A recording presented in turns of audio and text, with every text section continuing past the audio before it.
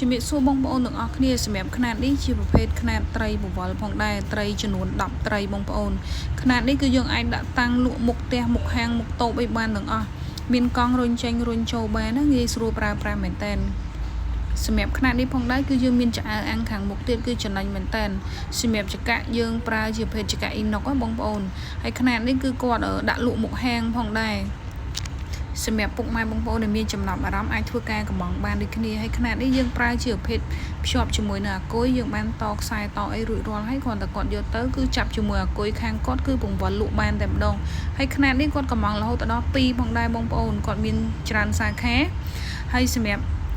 ពុកម៉ែបងប្អូនចង់បានរតែដែលមានគុណភាពល្អប្រើប្រាស់បានយូរពុកម៉ែបងប្អូនអាចធ្វើការកំងមកកាន់ page នាងខ្ញុំបានសម្រាប់ខាងមុខគឺយើងមានស្លាប3ទឹកកន្លះទៀតបងប្អូនស្លាបនេះគឺយើងអាចដាក់តាំងថាសត្រីបាយផ្អំអីបានលើកចេញលើកចូលតម្លាក់ចោលបានចំណេញមែនតើបងប្អូន